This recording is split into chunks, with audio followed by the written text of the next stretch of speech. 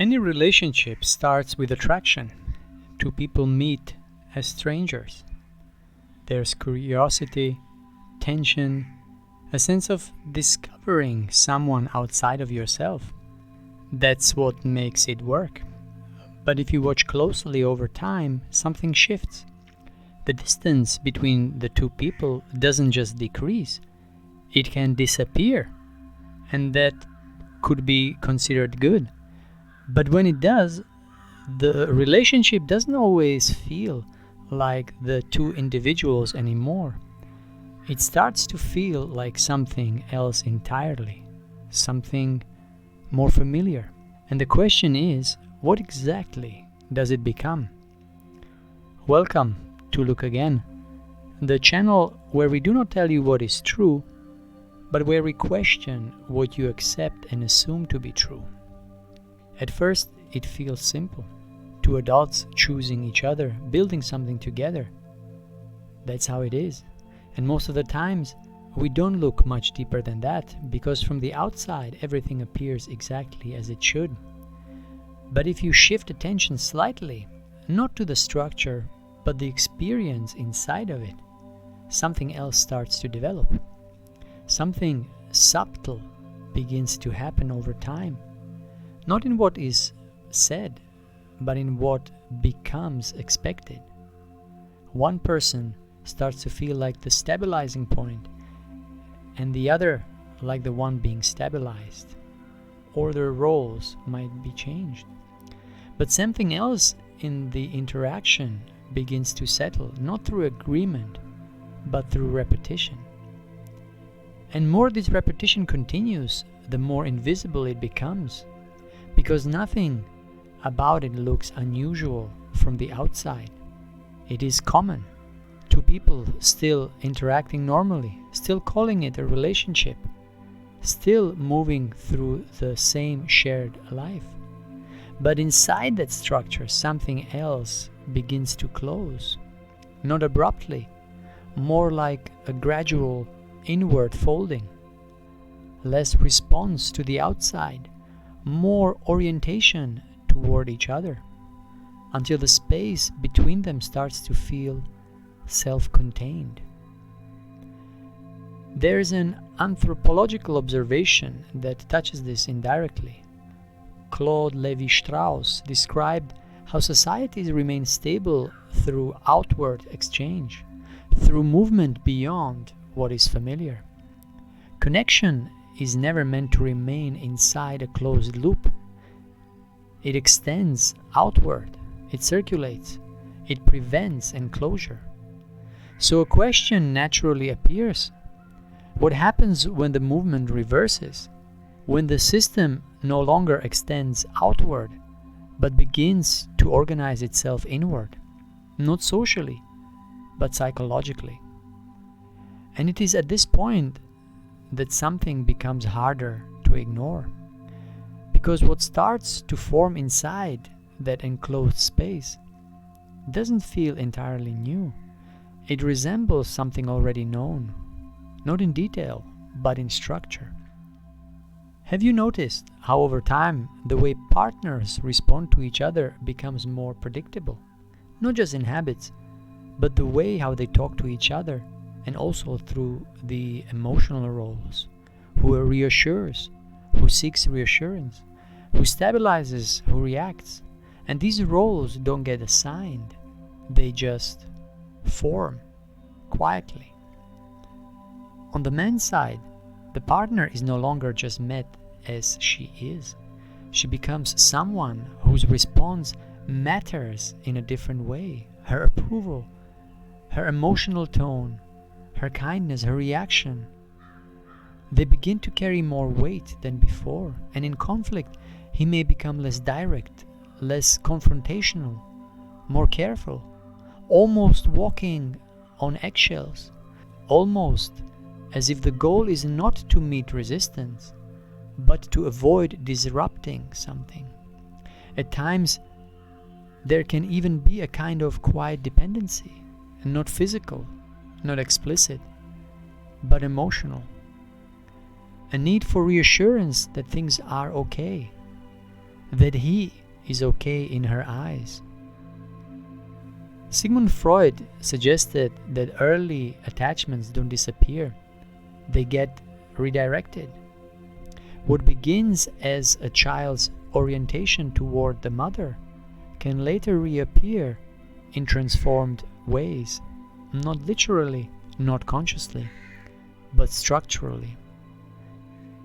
In what he called the Oedipus Complex, the dynamic wasn't just about desire, it was about positioning, dependence, approval, emotional reference. Sigmund Freud once wrote that the finding of an object is in fact a refinding of it. Not something entirely new, but something recognized, familiar. So when a partner's response starts to define internal stability, what exactly is being repeated here? There are other perspectives that take this even further. Sheikh Abdelkadir al-Sufi described something similar in a different language. He suggested that in many modern relationships, the separation between mother and child never fully completes, not outwardly, but internally. And if that separation doesn't fully happen, then the man may never actually meet the woman as the other. He only meets something familiar, something already known, and he might even start calling her the same way his father used to call his mother, or simply refer to her as Mom. On the woman's side, the man becomes a point of grounding, stability, direction. His presence starts to define whether things feel secure or uncertain. And when something feels off, there is a pull to look toward him for resolution, for confirmation, for sense of value, for sense of being settled again. Not just sharing life with him, but orienting around him in certain moments. She might even start calling her the same way she used to call her father, or simply refer to him as Daddy. In Jungian language, this has sometimes been described through the Electra Complex as a pattern where the father figure becomes a psychological reference point, a source of validation, direction, emotional grounding. So if that orientation quietly reappears inside an adult relationship, what role is the partner beginning to occupy? Both projections, whether for men or for the woman, remain unconscious, yet both shape behavior and both reinforce the structure once it has formed. And underneath it, these patterns often reflect emotional processes that were never fully resolved. Moments where discomfort was not fully faced directly, but instead managed through the relationship itself. So the relationship starts to carry more than connection. It becomes a space where unresolved emotional material is regulated, where avoidance is stabilized through the other person.